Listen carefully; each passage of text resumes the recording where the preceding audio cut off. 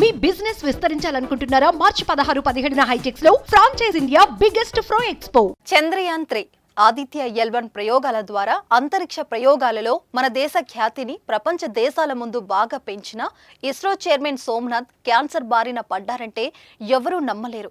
కానీ ఇది నిజం. ఆదిత్య L1 ప్రయోగం రోజే అది నిర్ధారణ అయినట్లు ఆయనే స్వయంగా వెల్లడించారు. కానీ ఆయన ఎటువంటి ఆందోళన చెందలేదు. వారం రోజుల వ్యవధిలోనే ట్రీట్మెంట్తో దానిని అధిగమించి తిరిగి వీధులలో చేరారు. క్యాన్సర్ అని తెలియగానే భయపడవద్దని, క్యాన్సర్ను ఇప్పుడు పూర్తి స్థాయిలో తగ్గించగలిగే ట్రీట్మెంట్ అందుబాటులో ఉందని, ధైర్యంగా ఉండాలని క్యాన్సర్ పేషెంట్లకు స్ఫూర్తిని నింపుతున్నారు ఇస్రో చైర్మన్ సోమనాథ్.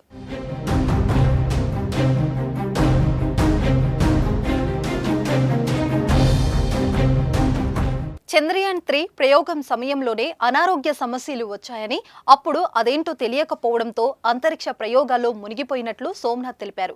కానీ ఆదిత్య L1 మిషన్ ప్రయోగించుకున్నాక రోజు ఆరోగ్యం సహకరించకపోవడంతో హాస్పిటల్కి వెళ్లి వైద్య పరీక్షలు చేయించుకుని విధులకు హాజరైనట్లు సోమనాథ్ తెలిపారు.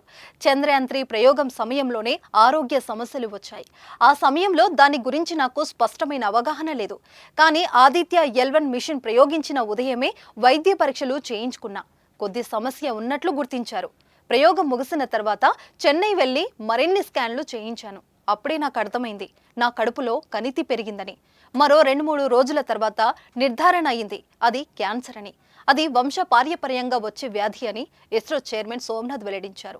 ఈ విషయం తెలిసిన వెంటనే కుటుంబ సభ్యులతో పాటు సహోద్యోగులు షాక్ అయ్యారని ఓ మలయాళ ఛానల్కి ఇచ్చిన ఇంటర్వ్యూలో సోమనాథ్ ఈ విషయాలు వెల్లడించారు. సోమనాథ్ చైర్మన్ గా అత్యంత కష్టమైన సౌత్ పోల్ పై ల్యాండర్ ని చాలా సేఫ్ గా ల్యాండ్ చేసింది భారత అంతరిక్ష పరిశోధన సంస్థ ఇస్రో. చంద్రయాన్-3 సక్సెస్ తో ఇస్రో పేరు అంతర్జాతీయంగా మారుమోగింది. ఇస్రో చీఫ్ క్యాన్సర్ సోకిన అంతరిక్ష ప్రయోగాల్లో పాల్గొన్న విషయం ఇప్పుడు ఇస్రో ఉద్యోగులతో పాటు అందరినీ షాక్ కి గురి చేస్తుంది. వంశపార్యపరంగా తనకు క్యాన్సర్ వచ్చిందన్న సోమనాథ్ కీమోథెరపీ చేయించుకోవడంతో ప్రస్తుతానికి క్యాన్సర్ కణితిని తొలగించినట్లు తెలిపారు. ఇప్పుడు ఆరోగ్యం బాగుందని, అలా అవన్నీ భరించాల్సి వచ్చిందని అన్నారు. అయితే మొత్తంగా 4 రోజులే ఆసుపత్రిలో ఉన్నా. 5వ రోజు నుంచి ఇస్రోలో రోజువారీ బాధ్యతలో నిమగ్నమయ్యా. తొలుత కాస్త కంగారు పడినప్పటికీ క్యాన్సర్కు పూర్తి పరిష్కారంగా చికిత్స ఉందన్న విషయంపై ఇప్పుడు పూర్తి అవగాహన వచ్చింది అని ఇస్రో చీఫ్ పేర్కొన్నారు.